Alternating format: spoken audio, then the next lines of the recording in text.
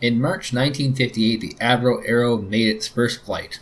It flew at Mach 1.98 and was the fastest jet in existence. It would have made Canada an aerospace giant and the envy of the world.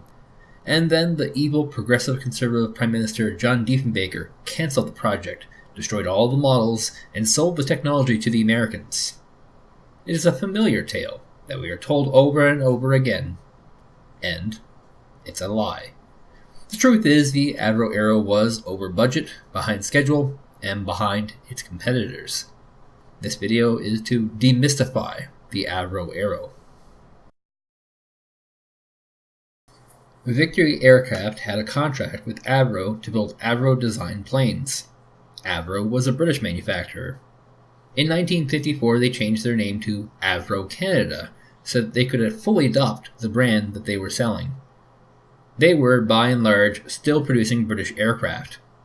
They produced one unique aircraft, the CF-100 Canuck. The plane was so far behind competitors that it was only ever used for training aircrafts and only ever saw limited sales.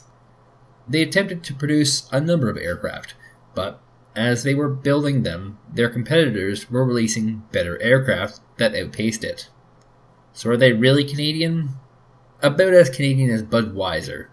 Made in Canada, but not Canadian. Here are the Arrow's competitors. So yeah, as you can see, again, another Avro plane that was far below its competitors.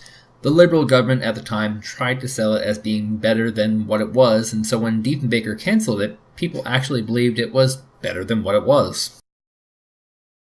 Yes, but never to the extent that people claim. 2 of the engineers who worked on the Avro Arrow went to NASA. 7 engineers total from Avro went to NASA. Often cited as the other 10 engineers who came from Avro in England. Despite being a separate company, they are sometimes lumped in together as if the accomplishments of one go to the other, but they're separate companies, and not the ones we're talking about. This myth is often cited to show Canadian contributions to spaceflight, but most of the Avro engineers were working on the landing and not actually getting to the moon. And as many people know, landing was not invented until recently. Despite all the marketing and branding, the Arrow could never save Avro Canada from bankrupting. The conditions were more complicated than what was being presented. Even if the Arrow was better than its competitors and could score sales, it could never be profitable. The cost of making an Arrow was so high that there was simply not a price they could put on it that would make it worth it. Why buy one Avro Arrow when you can buy 10 planes at the same price?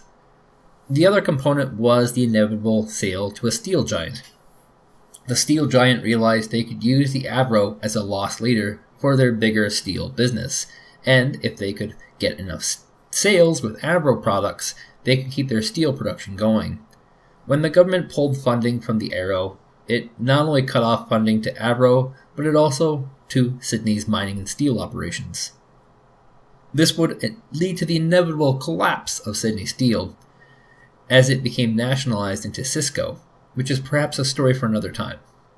The point is, Avro transformed from a maker of British planes to a scam to snake federal funds.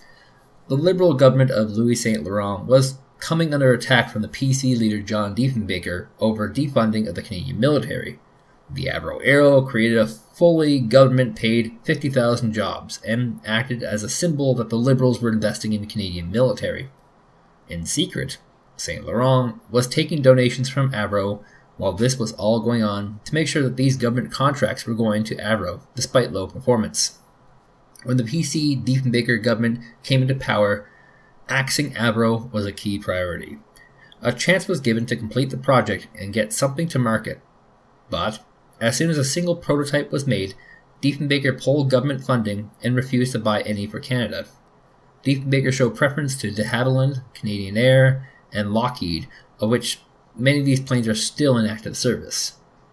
Every time a Liberal government is in power, they remind Canadians about the Avro Arrow through some state propaganda, and whenever the Conservatives are in power, they make sure to cut funding to ARTS and the CBC. It's an ongoing battle. Types of the Arrow are flying, and the machine tools for mass production are ready. Military interest in the Arrow grows around the world. Some in the U.S. Air Force see it as the answer to defending U.S. skies. Then, on Friday, February 20th, 1959, workers at the Avro plant are stunned by an unexpected radio broadcast by the Canadian Prime Minister John Diefenbaker. He announces the Arrow project is being cancelled. It was a tragedy. Even today, we can see that it was a mistake at the time. Prime Minister Diefenbaker wanted to find a lot of money to give the Canadian farmers a better deal for their crops. And the only way he could fund that was to cancel the Arrow. I'm telling you, I have flown this aircraft and it will meet all expectations. This secret cabinet report is all lies. I see. Well, we have a new proposal for you for the Arrow program. The United States Air Force has offered to pay the total price to arm each Arrow we produce under the NORAD agreement. Now, that is $500,000 off the price of each aircraft. So therefore, if you will authorize the completion of 100 aircraft, Avro can guarantee a unit price of $3.5 million each, including fire control and armament, fully operational. It's all right there, fully guaranteed. We think it's very reasonable. Oh, do you? Well, that's most interesting. Carry on, Mr. Smythe, carry on. Thank you. Certainly much cheaper than the inferior American planes. And of course, 60% of all the money that is spent in Canada is reclaimed by the government in taxes. So you see, it makes all sorts of sense to